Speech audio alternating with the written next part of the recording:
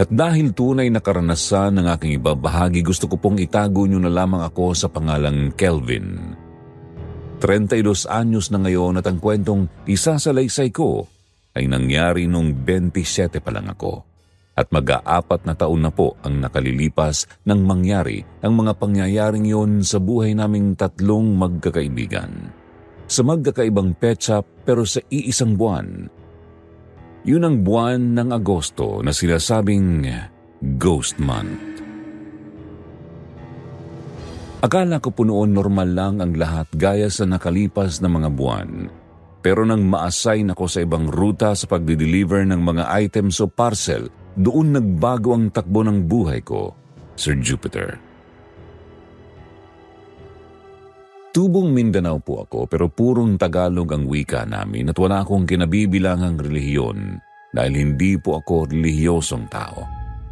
Lumaki po ako sa pangangalaga ng tiyuhin kong pagtatanim at pag-aalaga lang ng kambing ang hanap buhay. Pero naniniwala pa rin naman po ako na may Diyos. Hindi nga lang ako madasalin. At siguro yun din ang isa sa dahilan kung bakit noon pa man lapitin na ako ng disgrasya at kababalaghan. Hindi ko rin masabi kung bukas ba ang third eye ko gaya ng paliwanag nila sa taong nakakakita at nakakaramdam ng mga hindi dapat makita o maramdaman ng isang normal na tao. Pero sa kwento ko doon nagsimulang lumala ang lahat. Kung saan masasabi kong pinaka-hindi ko makakalimutang karanasan. Nung mapadpad ako sa Taguig City at ma-assign sa ruta papuntang Pasay at Parañaque bilang delivery rider ng parcel. At dito nagsimula ang lahat. Araw yun ng Biyernes. Makulimlim at paambon-ambon pa nung panahong yon pero gaya ng paborito kong team sa PBA noon, kahit rain or shine, tuloy ang deliver namin.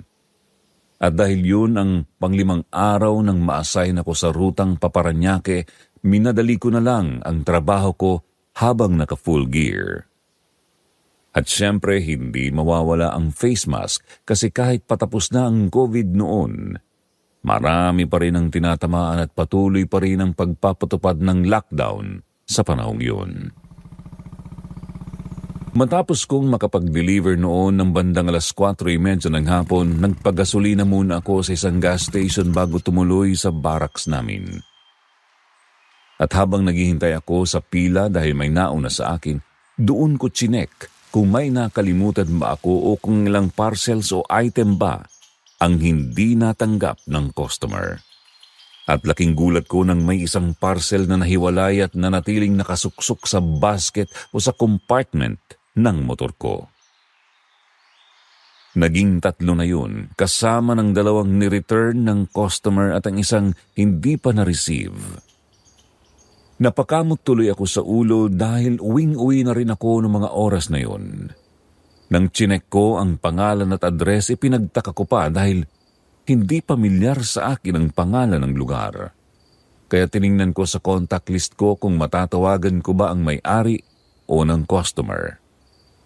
Pero sa pagtataka ko ulit, wala akong nahanap na contact info ng taong yun. Ang tanging meron lang ay ang address nito at ang pangalan. Halos matawa pa nga ako noon nang mabasa ko ang pangalan ng receiver dahil tunog makaluma. Kaya sa huli ay naisipan ko na lang i-deliver yon sa nakalagay na address. Inabot din ako ng kalahating oras mahigit noon sa biyahe dahil magra-rush hour na rin. Marami akong napagtanungan hanggang sa makarating ako sa bahaging may eskinita, kung saan may isang lumang gusali na matagal nang nakatayo roon. Nagtaka pa ako kung wala bang nakakakilala sa taong dapat na makareceive ng item. Dahil lahat ng natanungan ko, iisa lang ang sagot. Naman kung wala bang may-ari ng building na yon, sinabi lang nila na hawak na raw yun ng gobyerno matapos malugi ang negosyo ng may-ari.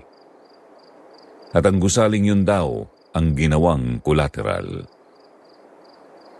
Halos mamangha pa nga ako Dahil sa 2 taong napagtunungan ko ay marami na kaagad akong nakalap. Inisip ko na lang na sadyang tsismosa at tsismoso lang ang mga tao roon at no choice na rin ako kundi ang tumuloy. Gamit ang flashlight ng hawak kong cellphone, tinaluntun ko ang unang palapag ng gusali na bagamat may pintuan ay halos nakabalagbag na lang sa tabi dahil may sira na yun. Di nalalak at doon pa lang masasabi kong matapang pala talaga ang babaeng nakatira doon. Puro alikabok at agiw ang unang tumambad sa pagpasok ko. May mga lumang kagamitan din doon para sa construction na nagkalat. May mga hollow blocks na nakandadurog-durog na at ilang plywood na sira. Halatang pinabayaan. May 4 na kwarto rin doon na mga wala pang nakakabit na pintuan. Pero di ko na yun pinansin nang malaman kong wala namang tao roon. Kaya dumiretso ako sa hagdanan paitaas. Akmang magtatao po na ako, bitbit ang parcel nang may maramdaman ako bigla na parang may mabigat na kamay ang dumagan sa isa kong balikat. Pero paglingon ko, wala naman akong kahina-hinalang napansin o nakita. Pero bago pa ako makatatlong hakbang sa hagdanan pataas, Sir Jupiter, pakiramdam ko noon bigla na lang akong napagod na parang any moment, babagsak ang mga tuhod ko sa pangangalay nang hindi ko maintindihan sa kung anong dahilan. Halos gumapang na ako para lang makaakyat at humawak na rin sa malamig na pader para doon kumuha ng lakas nang hindi ako mahulog o matumba.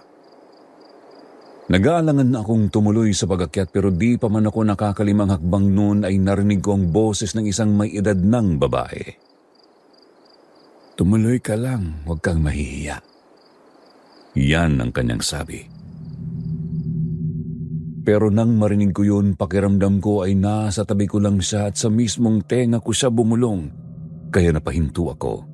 At sa hindi malamang dahilan, bigla na lang akong ginitawan ng malamig na pawis sa noo at leeg. Tinanong ko naman ang babaeng nagsalita kung siya ba talaga ang nagmamay-ari ng parcel na i-deliver ko sana. Pero hindi na ito sumagot pa ulit. Kaya nagpatuloy na lang ako at nang naroon na nagtaka pa ako kung bakit pagtingin ko sa labas ng nagsisilbing bintana roon na gawa lang sa hollow blocks ay madilim na ang kalangitan. Naakala mo'y 6:30 na samantalang nasa 5 pa lang nung tsinek ko ang oras kanina sa phone ko bago umakyat. Kaya para makasiguro ay tiningnan ko ulit ang oras sa phone ko. Pero gayon na lang ang gulat ko kasi dead bat na yun. Na kahit anong bukas ko gamit ang switch button at touchscreen, ayaw gumana. Pero ang flashlight nun nanatiling naka-on. Muli akong kinilabutan, Sir Jupiter. Pakiramdam ko ay pinaglalaroan ako ng kung anong elemento at nakulong sa isang lugar, kaya yun agad ang naisip ko, ang bumaba ulit. Inilapag ko na lang ang parcel sa sementong sahig doon at dali-daling bumaba. Bahala nang hindi yun mabayaran ng babae dahil nasa halagang 150 pesos lang naman yun. Ang mahalaga sa akin nung mga panahong yun ay ang makaalis na roon bago pa lalong maging komplikado ang lahat. Pero nasa ilang baitang pa lang ako ng hagdanan, muli akong napahinto ng marinig kong tawa ng isang babae. Boses yun ng babaeng nagsalita kanina habang paakyat ako na parabang pinagtatawanan nito ang pagiging duwag ko. Pero patuloy na nanghihina ang mga tuhod ko kaya hinayaan ko at binaliwala ang narinig ko. Pakiramdam ko pa parang inabot ako ng kalahating oras sa pagbaba samantalang nasa 15 lang naman yata ang baitang ng hagdan doon. At bago pa ako makatapak palabas, bumulagta na lang biglang isang babaeng may napakahabang buhok sa pintuan. Halos mapatalon pa ako sa gulat, lalo na't nakaitim pa ito. Nang magtanong ito kung ano ba raw ang ginagawa ko roon, doon pa ako lalong nagtaka at kinilabutan dahil ang boses niya ay katulad din sa babaeng inaakala kong nasa itaas na palapag dahil doon kanina galing ang tinig. Sinabi ko naman sa pautal-utal na salita ang pakay ko roon at kako, iniwan ko na lang ang parcel sa taas. Hindi ko naman masabi na dahil sa takot. Sinabi ko rin sa kanya na may narinig akong nagsalita sa taas kaya dumiretso na ako roon. Pero mababakas lang din sa mukha nito ang pagkalito. At sa huling sinabi niya, Sir Jupiter, halos manigas ang katawan ko dahil wala naman daw ibang tao roon maliban sa kanya. Siya pala si Juanita, ang customer na may-ari ng parcel. At kaya raw siya walang contact info na inilagay dahil nagpatulong lang siya sa isang kakilala na umorder ng kailangan niya online dahil wala naman siyang cellphone. Inabot niya sa akin ang bayad na tinanggap ko na lang din kahit may pag-aatubili. Hindi ko na kinuhanan pa ng picture yung babae dahil sa pagmamadali ko. Nakuhanan ko na rin naman ng litrato ang mismong item. Paglabas ko ng gusali at makalayo doon ng ilang metro, saka lang ako nakahinga ng maluwag. Pero ramdam ko pa rin ang bigat na parang may pasan-pasan ako mula sa aking likod at habang pasakay ako ng motor doon ko ulit sinek ang phone ko dahil kusa na rin namatay yung ilaw noon. At sa laking gulat ko, nasa 30% pa pala ang battery noon kaya paanong namatay na lang yun bigla nang nasa loob na ako ng building. Nang muli akong mapasulyap sa lumang gusali, halos mamutla ako sa napansin ko mula sa ikatlong palapag noon dahil tila may nakatayo roong maitim na figura o anino. At pakiramdam ko pa ay sa akin ito nakatingin at pinagmamasdan ako kaya nagmamadali ko namang pinaandar ang motor ko at pinatakbo na yon nang hindi na lumilingon pa. Pero isa rin sa palaisipan sa akin noon ang oras sa cellphone ko. Dahil mag-aalas 7 na pala ng gabi. Gayong saglit lang naman akong nandun. Pero nang maalala ko na naman ang mga sandaling umaakyat at bumababa ako ng hagdanan, na ang pakiramdam ko ay ilang minuto o oras ko yung ginawa, naisip ko agad na baka may koneksyon yon sa oras o panahon ng pananatili ko roon. Na akala mo'y nagawa kong mag-time travel sa ganoong kaiksing panahon lang. Tumawag na lang ako sa opisina para i-report na nagka-emergency ako at nasiraan ng motor kaya ginabi na sa biyahe. Kaya baka kinabukasan ko na maibigay ang kita sa loob ng 5 araw ng pag-deliver ko. At habang binabagtas ko ang pauwi sa barracks namin, lalong bumibigat noon ang pakiramdam ko na akala mo ba'y may angkas ako mula sa likuran. At ang buong bigat nito ay nakapatong sa mga balikat ko kahit wala nang pwede pang maupo sa likurang side ko. Pagkarating ko ng barracks namin, halos matumba pa ako nang iparada ko na ang motor ko. Napansin ng isa sa mga kasama ko roon na mukha raw masama ang pakiramdam ko at wala sa tamang wisyo. Pakiramdam ko nga nung sandaling yun ay sobra pa sa 3 bote ng Red Horse ang tinungga ko. Nakaramdam din kasi ako ng pagkahilo, kaya tinulungan na rin ako ni Andy sa pagparking ng motor ko. Siya ang ka-bedmate ko at siyang nakahiga sa itaas ng double deck na higaan namin. Siya yung tipong tahimik lang pero mabait naman at maalalahanin sa kapwa niya riders. Siya naman ang naka-assign noon sa ruta na Papasay City.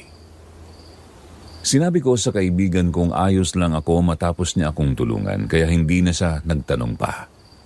Pero hindi ko inaasahang yun pala ang magiging simula ng kalbaryo ko, Sir Jupiter. Dahil matapos kong mapunta sa lumang gusaling yun, nagsunod-sunod na ang naging mga panaginip ko o mas tamang sabihing bangungot. Sa panaginip ko, lagi raw akong tumatakbo pababa ng hagdanan para lang takasan ang umahabol sa akin na hindi ko naman mawari kung ano. Hindi ganun kalinaw pero paulit-ulit ang nangyayari na parabang nakulong ako sa iisang lugar at hindi makatakas kahit anong gawin ko. Tapos lagi ring nandun ang halakhak ng babaeng kaboses ni Juanita.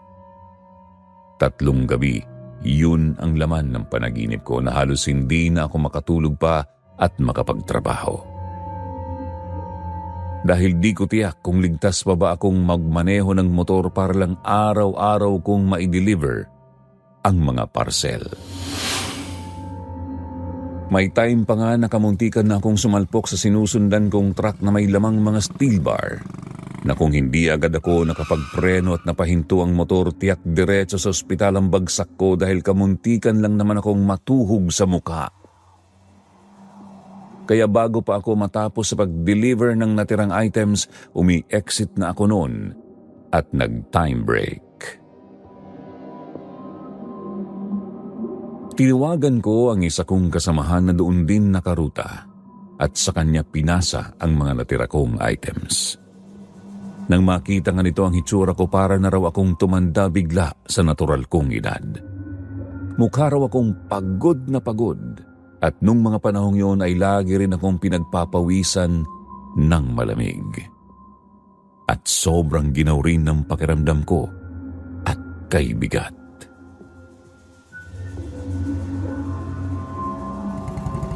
Bago pa ako noon makauwi ng barracks, napadaan ako sa isang chapel. Huminto ako saglit at napatingin sa aling nagtitinda ng kung ano-anong burloloy sa tabi. At hindi ko lubos maisip nung time na yon na tama lang pala ang naging desisyon kong lumapit sa ale. Inisa-isa ko ang paninda nito at nakuha ang atensyon ko ng isang kakaibang bracelet na gawa sa mga kahoy-kahoy at kulay itim na parang gem o jade. Nang dinampot ko yon, Sir Jupiter, hindi ko maintindihan, pero naramdaman kong may dumaloy na mainit na pakiramdam sa palad ko paakyat sa aking katawan at ang kaninang panlalamig na nararamdaman ko noon ay naibsan. Hanggang sa marinig kong magsalita ang ale. Tama lang ang desisyon mong bilhin yan, iho, dahil po sa pamamagitan yan, maitataboy mo na sila. Pero sana bago ka umuwi, dumaan ka muna ng simbahan at magdasal. Manalangin ka ng pasasalamat at gabay mula sa itaas. Tiyak gagaan ng tuluyan ang mabigat mong pinapasan. Yan ang mga matalinghagang salita na sinabi ng ale. Hindi ko napigilang manigas noon dahil sa narinig kong sinabi niya, dahil parang may alam siyang hindi ko alam. Pero sinunod ko ang payo niya. Kahit na wala akong alam na dasal, nag-imbento ako. Nagawa ko pang lumuhod at pumikit ng nasa loob na ako.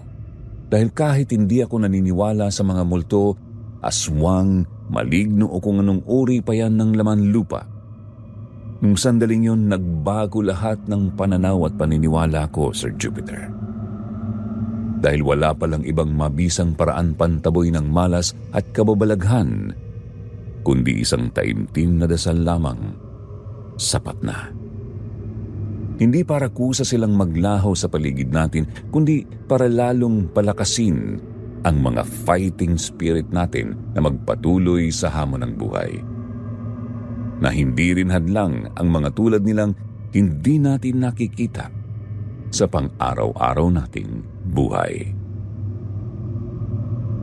Kaya mula nang tumungtong ako sa loob ng simbahan at mapa sa akin ang bracelet na yon, unti-unting nawala ang bigat na nararamdaman ko. Sobra akong nagpapasalamat doon sa ale.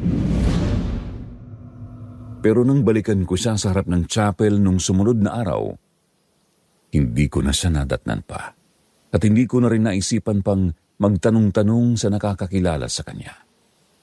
Naisip ko na lang na yun ang misyon niya dito sa lupa. Ang tumulong sa mga taong nawawalan na ng pag-asa kahit sa maliit na bagay lang. Kaya muli akong pumasok sa loob ng chapel para ipagdasal ang ale at magpasalamat na rin. Kinabukasan matapos yun, halos manayo ulit ang mga balahibo ko sa katawan dahil ang isa sa item na kailangan kong i-deliver ay para ulit kay Juanita.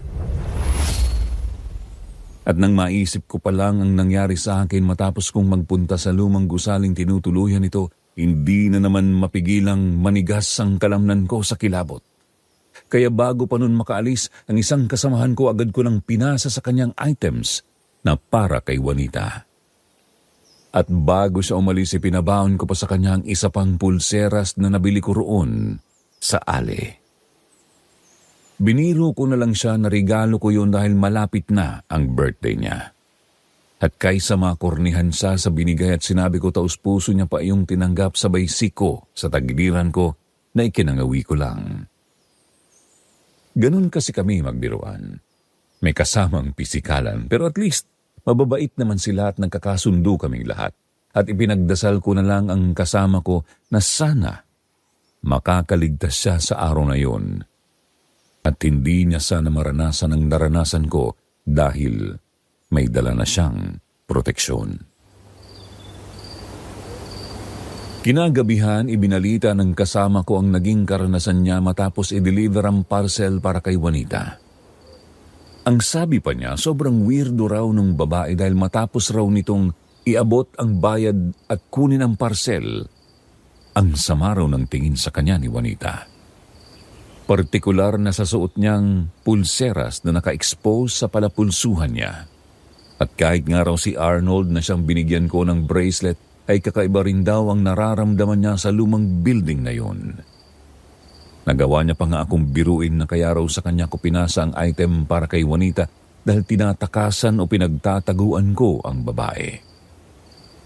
Baka raw may gusto sa akin si Juanita, kaya wala ito sa mood nang makitang siya ang dumating. Pero tinawanan ko lang ang naging biro niya, Sir Jupiter. Dahil kung alam niya lang ang tunay na dahilan, baka nasapak na niya ako nang wala sa oras kung iisipin niyang pinahamak ko na pala siya. Kahit hindi naman yun ang intensyon ko. Nagpapasalamat din ako dahil mukhang epektibo rin ang bracelet na binigay ko. At sa mga sumunod na araw, wala naman akong napapansing kakaiba sa kanya. At suot-suot niya pa rin ang pulseras hanggang ngayon. Nasabi niya pa ngang naging lucky charm niya pa raw yun dahil naging magaan ang pagdi-deliver niya araw-araw. At malapit na rin daw siyang sagutin noon ng kanyang nililigawan. Nahiling ko rin tuloy nung panahong yun na sana sagutin din ako ng crush ko kahit na hindi ko naman ito nililigawan pa. Pero akala ko'y tapos na ang lahat. Isang araw matapos kong makita si Andy na naka-bedmate ko sa barracks na parang lantang gulay, doon na ako kinabahan, Sir Jupiter. Dahil parehong-pareho ang naging anyo niya sa naranasan ko nung maengkwentro ko si Juanita. Akala ko noon ako lang ang makakaranas ng ganon matapos kong madestino sa syudad, na akala ko ay sa mga probinsya lang nangyayari ang mga ganoon. Pero hindi ko inaasahang dalawa pa pala sa kasamahan ko ang makaka-experience ng kakaiba, gaya ng naging karanasan ko. At ang kwentong kasunod kong ibabahagi ay ang kwentong karanasan ni Andy sa edad na 24. Ibinahagi niya sa akin nung gabing yun ang nangyari sa kanya. At halos mapatayo pa ako noon at mapalukso nang maghubad ito sa harapan ko ng suot niyang t-shirt at ipakita sa akin ang kanang balikat niya. May marka roon ng kagat, Sir Jupiter, na parang kagat mula sa isang maliit na nilalang o isang bata. Medyo may kalaliman yun at mukhang sariwa pa rin. Ang sabi pa niya, nagsimula raw ang lahat nang ma-deliver niya ang goods sa isang bahay na napapalibutan ng mga bakanting lote at matataas na damo. Pilit niya raw kinokontak ang may-ari ng items pero hindi ito sumasagot sa text at tawag, kaya nagtanong-tanong na lang daw si Andy kung saan matatagpuan ang eksaktong address ng may-ari, hanggang sa natagpuan niya nga ito. Yun nga lang, sa unang tapak niya pa lang sa bakanting lote na kailangan niyang daanan bago marating ang nasabing bahay, hindi na raw siya mapalagay pa. Bigla na lang daw bumigat ang kanyang paghinga o nararamdaman na hindi niya maipaliwanag. Nakarating din naman daw siya sa bahay na yun sa Pasay na may pinturang pinagsamang kulay pula at itim, at ang sumalubong daw sa kanya ay isang caretaker daw ng bahay. Isang matandang lalaki na nasa edad 50. Ayon pa sa matanda, ang among babae raw nito ang may-ari ng items at pakihintay lang daw muna dahil may ginagawa pa ang ama nito. At habang naghihintay raw si Andy sa labas ng gate na kulay itim na gawa sa bakal, naroon na naman daw ang pakiramdam na parang unti-unting tinatagal ang oxygen sa paligid niya. Ganun na ganun daw ang pakiramdam niya dahil parang hinihigop daw ng kung ano ang kanyang hininga nang hindi niya nakikita. 3:00 pa lang daw yun ng hapon at masakit pa sa balat ang init ng araw pero ramdam niya ang panlalamig ng mga palad niya. At bago pa siya noon magdesisyong umalis at bumalik na lang matapos ng makabili ng gamot dahil baka bigla lang sumama ang pakiramdam niya. Pero dumating na raw ang babaeng may-ari ng bahay.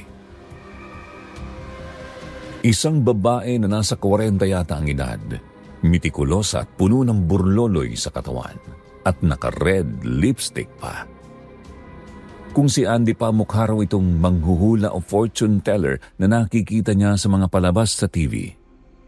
Pero hindi niya yun pinansin. Iniabot niya raw dito ang may kabigatan nitong goods na pinadeliver. Kinuha yun ng caretaker nitong matanda matapos din yung picturan.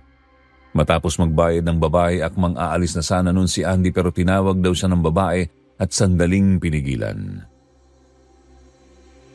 Ayon pa raw dito, nakikita nito ang hinaharap ni Andy. Mag-iingat daw siya sa pag-uwi at iwasang maging curious lagi sa paligid niya. Dapat niya raw iwasan ang mga bagay na hindi niya na kailangan pang intindihin dahil baka mapahamak lang daw siya sa huli kung magtatangka pa siyang alamin ang hindi niya dapat malaman pa. Inilingan lang daw niyon at tinawanan kahit nakikita niyang seryoso naman ang mukha ng babae. At nang pabalik na si Andy sa kinapaparadahan ng kanyang motor, kailangan niya ulit dumaan sa bakanting lote na madamo. Wala pa man daw siya sa kalagitnaan noon, bigla na lang siyang napahinto dahil sa kakaibang tunog na narinig niya. Parang may umiiyak daw na bata o sanggol, sabi pa niya.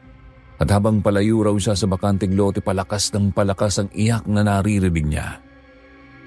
Pero kahit ikutin o nilibot na niya ang paligid ng lote, wala naman daw siyang ibang napapansin o nakikita, kundi puro matataas na damo at graba na parang tinambak lang doon. Kaya nagpatuloy raw siya at hinayaan ang naririnig niya. Nang pasakay na siya sa kanyang motor, nakaramdam na lang daw siyang bigla na parang may malamig na hanging dumaan sa batok niya na halos manuot pa raw sa kalamnan niya. Kaya naisipan niya raw na lumingon-lingon dahil nandun din daw ang pakiramdam na parang may nagmamasid sa kanya.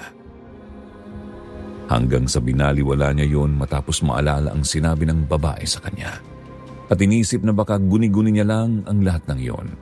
At baka isang kuting lang ang naririnig niyang umiiyak na halos katunog na ng isang baby.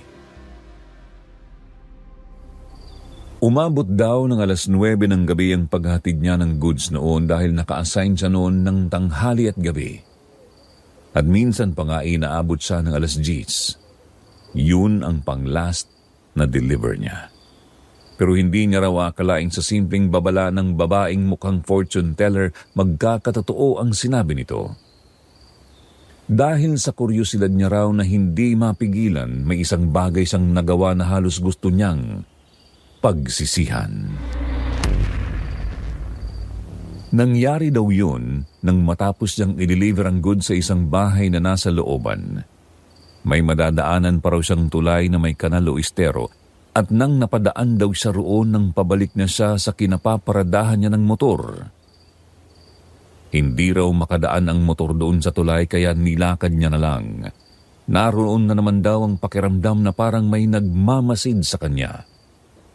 At gaya doon sa unang naramdaman niyang parang may kakaiba sa paligid niya, naramdaman niya na naman daw ang pagdaloy ng malamig na hangin sa kanyang batok. At doon muli niyang narinig ang iyak na parang galing sa isang sanggol. Doon na raw siya talagang kinilabutan, Sir Jupiter. At habang nagkikwento siya sa akin, ramdam ko ang takot niya dahil bahagya pang nanginginig ang mga labi niya at kamay habang nagkikwento. Dahil nga raw sa kuryosidad ay sinundan niya sa pagkakataong yun ang tunog na naririnig. Dahil baka raw totoong may baby nga at nagawang itapon lang sa kung saan-saan. Naisipan niya pa nga raw i-report sa pulisya kung sakaling mahanap niya yun. Lagi niya raw kasing napapanood sa balita noon pa man na halos kuting na lang kung itapon ng mga magulang ang anak nilang bagong silang dahil hindi na kaya pang buhayin. At doon nga raw malapit sa ilalim ng estero na may lumang poste at may malaking puno na hindi niya mabigyan ng pangalan, may isang plastic bag na itim siyang nakita roon. Gumagalaw raw yun at doon nanggagaling ang tunog na naririnig niya. Bago pa man siya makalapit ay parang gusto niya raw umurong. Dahil may iba siyang nafi-feel o masamang kutob. At dahil madilim na at tanging ang ilaw lang sa kalapit na poste ang nagsisilbi niyang liwanag, ginamit niya ang flashlight ng hawak na cellphone. Hindi niya raw malaman noon kung itutuloy ang paglapit. Pero nung mga oras na yun daw, hindi niya naisip ang paalala sa kanya ng babaeng nagbigay sa kanya ng babala.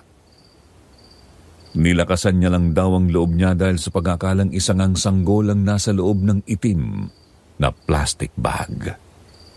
Pero katakataka raw na sa paglapit niya ay biglang huminto ang pag-iyak. Hindi na rin yun gumagalaw pa, kaya nang maisip niya na baka nahihirapan na ang baby sa paghinga dahil sa plastic bag na nakabalot dito, mabilis niya iyong binukadkad. Pero gayon na lang daw ang pagkabigla at gulat niya nang makita ang tumambad sa kanya. Isa nga yung sanggol, pero nang mapagmasdan niya ang mukha ng bata, doon daw siya halos mapaihi sa kanyang pantalon. Dahil mukha raw itong matanda, Sir Jupiter. May kulubot at napakaitim na balat at ang mga mata pa raw ng sanggol ay nakakatakot kung tumingin sa kanya. Maiitim din na halos wala ng puti at isa pa sa kinagimbal niya ay nang ngumiti raw sa kanya ang bata. Lumabas ang nasa 6 na piraso nitong naninilaw na mga ngipin na kay tutulis na parang sa lagari. Halos maistatwa pa raw si Andy noon at hindi agad nakagalaw na mukhang siya namang sinamantala ng nilalang na yon. Hindi niya inaasahang bigla na lang daw itong tatalon sa kanya at pakiramdam pa niya noon ay parang nag-slow motion ang lahat. Naramdaman na lang daw niyang pagsigid ng kirot sa kanyang kanang balikat. Kinagat na pala siya ng mukhang halimaw na sanggol. Pero kaysa ang mabitawan ng hawak na cellphone, nagawa niya para hawakan gamit ang isang kamay ang baby sa leeg nito para alisin sa pagkakagat sa balikat niya. Napasigaw siya sa pinagsamang sakit at takot at wala raw sa loob na tinapon niya ang hawak na nilalang at dali-daling umatras pabalik sa tulay habang iniilawan ang kanyang dinadaanan. Hindi niya na inalam pa kung saan bumagsak ang nilalang na yon matapos niyang itapon. Basta pagkatapak niya raw sa taas ng tulay ay kumaripas na siya ng takbo papunta sa kinapaparadahan niya ng motor. Nagsisigaw daw siya noon at hindi nalintana kung may mabubulahaw siyang mga taong natutulog na. Basta ang nasa isip niya lang daw noon ay ang makalayo sa esterong yun dahil baka sinusundan pa siya ng nilalang na yon kung hindi siya magmamadali. Hindi niya na rin daw pinansin pa ang tinamo niyang kagat at mabilis na pinasibad ang kanyang motor paalis sa lugar na yon. Gusto pa raw sana siyang tanungin ng isang taong napadaan kung anong nangyari sa kanya pero hindi siya nagsalita. Hindi niya nga raw alam kung paanong nakarating pa siya ng ligtas sa barracks namin. Pero nang makarating na, wala siyang ibang pinagsabihan at nagpapasalamat daw siya nung mga panahong yon dahil halos tulog na ang mga kasama namin. Dumiretso lang siya sa banyo at tiningnan ang tinamong sugat sa salamin doon. Sinikreto niya ang nangyari sa kanya sa loob ng 2 araw, Sir Jupiter, at naglakas loob lang daw siyang aminin sa akin ang nangyari matapos niyang marinig ang kwentuhan namin ni Arnold tungkol kay Juanita. Sinabi ko namang posibleng isang tiyanak ang na-encounter niya ng gabing yun. Dahil may pagkakapareho yun sa Shake, Rattle and Roll na napanood ko. Yung bang nagpapanggap na isang sanggol. Aakitin ang gusto nitong biktimahin sa pamamagitan ng pag-iyak bilang isang normal na baby. At kahit po ako'y kinilabutan din at nanayo ang mga balahibo dahil sa kwento niya. Hanggang sa maalala ko ang pulseras na nabili ko sa ali na hindi ko man lang naitanong ang pangalan. Naalala ko rin na maliban sa 2 bracelet ay may keychain din akong nabili, kaya naisip kong ibigay na lang din yun kay Andy. Baka sakaling mabisa rin gawing pangproteksyon laban sa mga kampon ng dilim o masasamang elemento. Meron kasi iyong parang mula sa isang uri ng kahoy na may ukit o simbolo na hindi ko maintindihan ang ibig sabihin. Ang sabi pa noon ng ali, mabisa raw yun para iwas disgrasya. Kaya nga binili ko na rin yun at ginawang keychain ng susi ng motor ko. Pero dahil mukhang mas kailangan yun ng kaibigan ko, kaya iyon ang binigay ko sa kanya. Inamin ko rin kung anong halaga at kayang gawin ng keychain na yon. At ipinagtapat ko rin sa kanya ang tungkol sa ali na pinagbilhan ko noon at nang suot kong pulseras na naging malaking tulong sa akin. Matapos ko rin maka-encounter ng kakaibang bagay o nilalang. At halos mainggit pa nga sa dahil si Arnold ang unang napagbigyan ko ng reserba kong bracelet. Pero ipinaliwanag ko naman kailangan yun ni Arnold nung panahong yun dahil na-guilty ako matapos kong ibigay sa kanya ang parcel na para sa babaeng nakilala ko na mukhang may kinalaman sa nangyayari sa akin sa nakalipas na 3 araw. Kaya naunawaan naman niya ang rason ko. Sinabihan ko rin siya na mas maiging magpatingin siya sa doktor o kaya'y magpaturok siya ng anti-rabies at baka magkarabis pa siya dahil sa kagat sa kanya ng hinihinala naming isang tiyanak. At matapos ng tagpong yun, Sir Jupiter, parang bumalik sa normal ang lahat.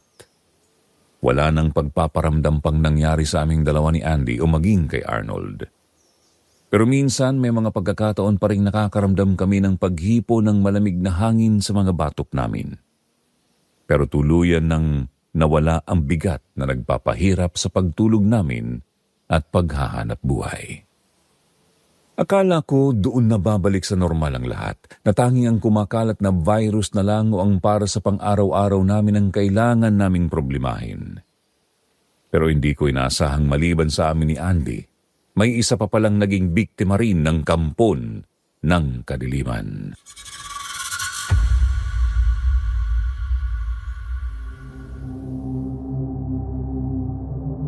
Siya si Joseph, ang naging kasamahan ko ring delivery rider ng mga parcel noon sa Taguig. Kaedaran ko lang siya pero ngayon ay lumipat na sa bilang motorcycle taxi rider. Tuwing tanghali hanggang 2:00 ng madaling araw ang duty niya. At mula nang ma-assign ako sa rotang Paparanaque, di ko na siya nakikita pa. Pero may kontak pa rin naman kami at hindi na nga lang nakakapagkumustahan pa. Naging magkasundo rin kami nito at masasabi kong naging magkaibigan din kami. Pero isang gabi matapos kong magpagasolina at habang paalis na ako para sana dumaan sa drive-thru ng isang fast food chain para bumili ng hapunan, may isang rider na dumaan na nasundan ko pa ng tanaw. Paano ba naman kasi, Sir Jupiter? Kahina-hinala kasi yung angkas ng driver. Mukha lang itong itim na anino na parang hinahangin pa. Nai-imagine ko nga noon yung mga animated na palabas na napapanood ko sa YouTube. Yung bang naglalabas ng itim na enerhiya yung kontrabida na nakakalaban ng bida. May mga superpowers sila. Yun ang nakikita ko sa kaangkas ng driver ng motor. Parang bulto lang o silhouette ng tao na napapalibutan ng maitim na usok. Napakurap-kurap pa ako noon at ilang beses ko rin pinunasan ang mga mata ko sa pag-akalang namamalikmata lang ako. Pero kahit nakalayo na ang motor na dumaan ay kapansin-pansin pa rin yun mula sa sinag ng mga street lights at napapadaang motorista. Naisip ko pa nga kung nakikita rin kaya yun ng iba katulad ko. Umuwi akong lutang noon at nasa isip pa rin ang nakita ko. Hanggang sa maalala ko nga si Joseph dahil isa rin itong motorcycle taxi rider na doon naka-assign sa Parañaque. At pamakati naman ang ruta nito. Nang makauwi nga ako ay naisipan ko siyang kontakin pero himalang out of coverage ang number niya. At nakailang dial na ako pero hindi pa rin talaga ito makontak kaya pinagsawalang bahala ko na lang muna yun at itinigil. Kinumusta ko rin si Andy sa naging araw niya at mula nga raw nang ibigay ko sa kanya yung keychain ay hindi na niya ulit na-encounter pa ang nagpapanggap na sanggol. Pero may isa siyang inamin sa akin. Muli niya raw naging customer ang babaeng mukhang fortune teller. Muli siyang nag-deliver ng goods sa bahay nito. Pero sa pagkakataong yun daw hindi na niya naisipan pang dumaan sa bakanting lote. Umikot siya sa kabilang street at doon ipinarada ang motor niya. Dumaan daw siya sa bakuran ng isang kapitbahay ng babae para lang makalusot ng mas mabilis papunta sa gate ng bahay nito. At sa pagkakataong yun daw, ang babae mismo ang nagbukas sa kanya ng pinto at siyang sumalubong sa kanya. Mukha raw itong seryoso at hindi man lang umiimik. Binigay lang ang bayad sa kanya matapos niyang iabot ang item. Sabay pabagsak na sinara ang gate na halos ikatalon pa raw ni Andy dahil sa gulat. Naakala mo'y may kinikim-kim itong hinanakit sa kanya. At nang muli raw siyang napadaan sa bakuran ng nag-iisa nitong kapitbahay, may sumitsit daw sa kanya at nalaman niyang ang may-ari yun ng bakuran. Isang babae na may kalumpang bata na nasa edad 2 taon. Kahit may pag-aalinlangan, lumapit dito si Andy at doon niya nalaman sa babaeng may kalong ng bata ang tungkol sa babaeng pinagdeliveran niya ng goods. Ang sabi pa nito, "Mabuti kuya, hindi ka napano. Kung ako sa'yo, hindi na ako tutungtong pa sa bahay na yan. Naku, kung alam mo lang kung anong klaseng taong nakatira dyan.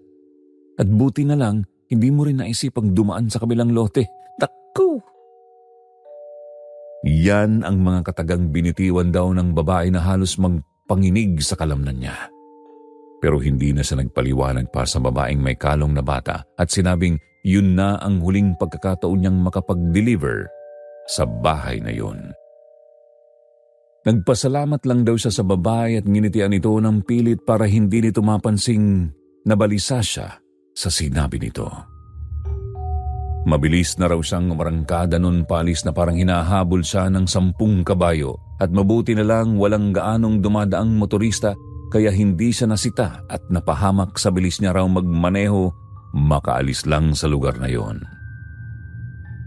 Dahil doon pa lang daw sa sinabi ng babae may hinala na siyang may kinalaman din ng babaeng mukhang fortune teller sa nangyaring engkwentro niya sa hinihinalang tiyanak. Ano nga kaya ang mayroon sa bakanting lote at babaeng kahinahinala? Kahit ako noon, Sir Jupiter, wala ring maisip na posibleng rason.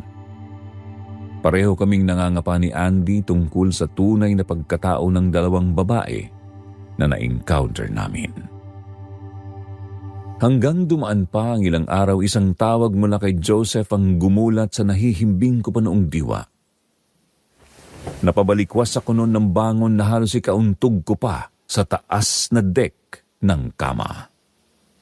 Nang sinagot ko ang tawag, ang mahina at namamaos na boses ni Joseph ang narinig ko na halos magpalambot sa akin noon. Ang sabi pa niya, "Bro, pwede ka bang makausap? Pwede ba tayong magkita? Gusto ko lang nang may makakausap ngayon. Ngayon lang ako nakatawag gamit ang smart ko na number. Nawala kasi cellphone ko nakaraan. Naihulog ko kasi, bro, may problema at hindi ko alam kung sino ang makakatulong sa akin. Pwede ba tayo magkita?" "Aba, oo naman. Na-miss ko ngang kakwentuhan ka eh. Gusto mo mag-inuman tayo? Sama natin sila Arnold. For sure, miss ka na rin na mga yun." Sagot ko na pulutan. Nagawa ko pa iyong biro sa kanya.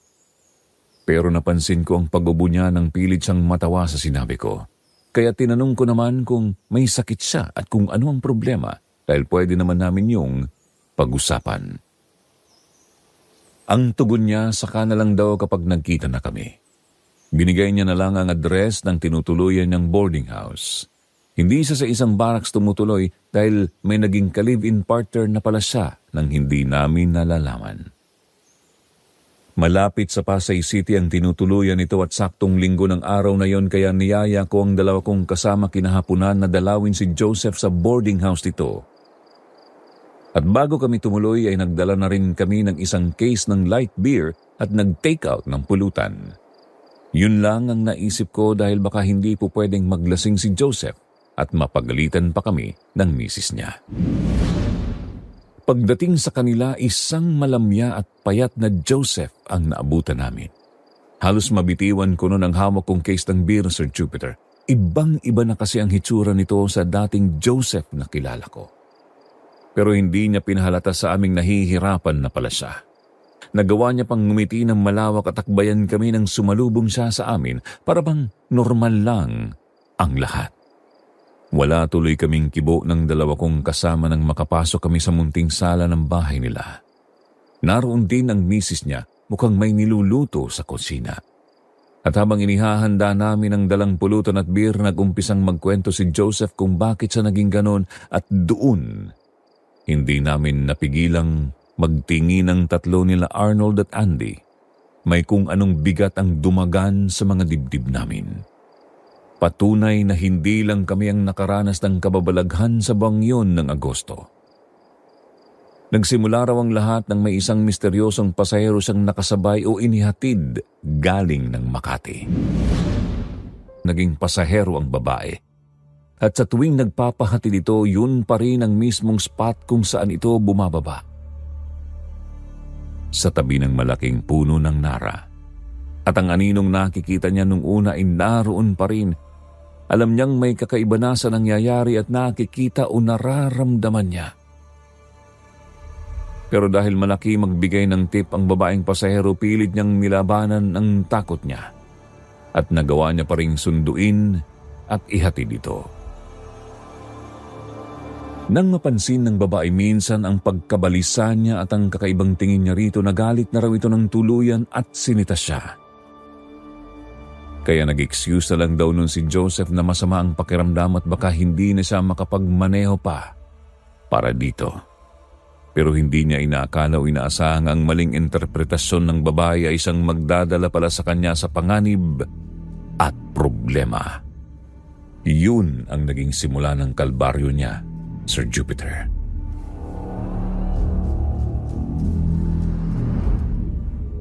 Dahil matapos niyang tanggihan ang babaeng maging driver nito ulit, doon na siya dinadalaw lagi ng kamalasan.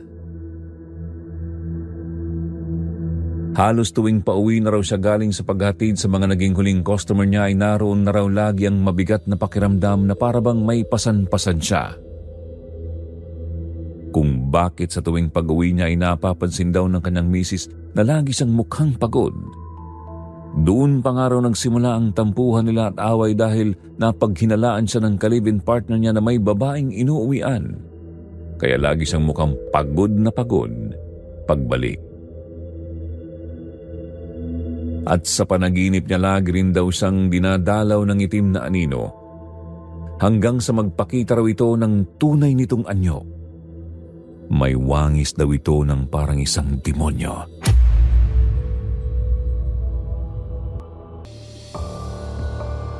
Hanggang sa maalala ko ang rider na napansin ko noong isang araw lang at doon ko napagtanto na posibleng si Joseph ang nakita ko nung gabing yun. Kaya nang tinanong ko siya kung napadaan ba siya sa bahaging yun ng Parañaque nung gabing yun, doon niya inamin na siya nga ang driver na may kakaibang nilalang na angkas.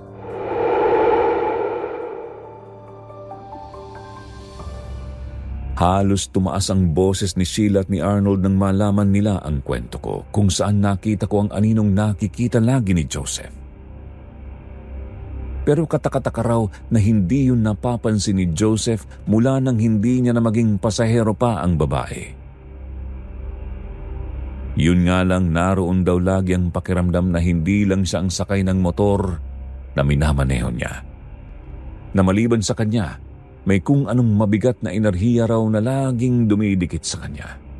Saan man siya magpunta matapos niyang tanggihan ang babaeng yun. Gaya ng bendita o holy water, isang krus na simbolo at aklat na mukhang Biblia. Katuwang nito ang isang sakristan at nagsisilbing housekeeper ng simbahan. Pinalibutan nila si Joseph habang nakahiga ito sa gitna o harapan ng altar. Habang pareho naming pinipigilan at hawak ng housekeeper ang magkabilang braso ng kaibigan ko at habang nagsasalita ng Latin na parang inkantasyon si Father Benedict, panay naman ang kislot ng katawan ni Joseph. Unti-unting nangingitim ang balat nito at namumula ang mukha. Umuungol din ito na parang binabangungot. Pero nang sabuyan na ito ng holy water ng pari, doon nagsimulang magwala si Joseph. Bigla na lang itong humiyaw na siyang ikinagulat namin na parabang nasasaktan ito sa tuwing tatama ang bawat patak ng holy water sa katawan niya. Doon pa lang masasabi ko na kung ano ang problema kay Joseph. Sinasapian na pala ng masamang elemento ang kaibigan ko, Sir Jupiter. Halos pagpawisan at manghina kami sa taglay na lakas ni Joseph dahil sa pagwawala niya. At halos magbago rin ang boses niya ng sandaling yun. Panay naman ang dasal at hikbi ni Sheila sa isang tabi at mukhang hindi rin ito makayanang makita sa ganoong kalagayan ang asawa niya.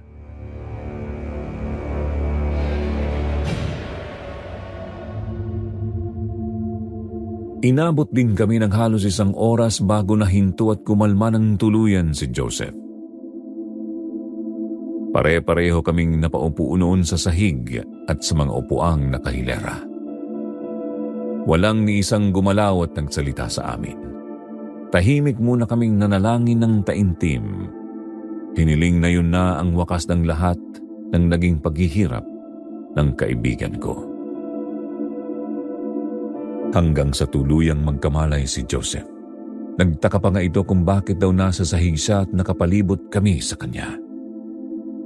Wala raw siyang maalala sa nangyari sa kanya. Pero sinabi ng pare na hindi niya na kailangan pa munang malaman yon. Ang kailangan niya raw gawin ay ang magpahinga. Bumalik na lang daw sila bukas kung sumama pa ulit ang pakiramdam ni Joseph. Kaya halos pareho kaming mapaluhod ni Sheila sa harapan ng pari para magpasalamat sa tulong niya. Pero hindi niya yun hinayaan. Sinabi lang nito na sa Diyos kami dapat magpasalamat dahil sa rawang talagang nagligtas sa kaibigan ko.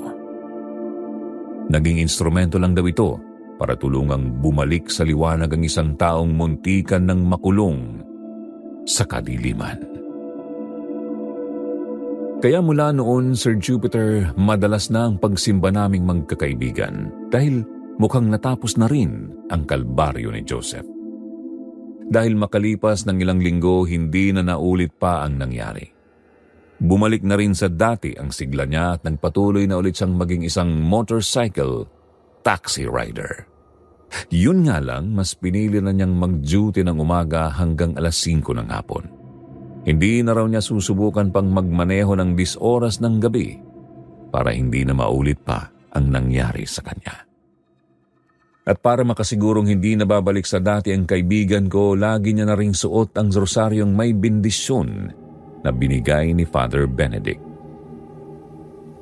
At kahit hindi ko siya kasamang magsimba, lagi na raw silang nagsisimba ni Sheila at nagbalik loob sa Panginoon.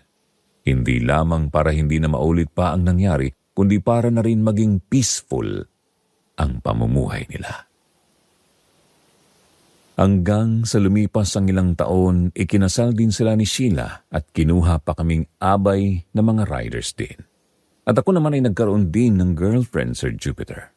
Si Andy lang ang hindi pa pinalad sa aming makatagpo ng makakatuluyan niya. At sa huli ay pinili niyang magbakasyon muna sa kanilang probinsya. At ako naman, may iba na ring sideline maliban sa pagiging delivery rider sa umaga. Masasabi kong naging swerte ang hatid ng pulseras na nabili ko sa mabait na ali noon dahil sa payo niya, lalo rin akong naging malapit sa Panginoon.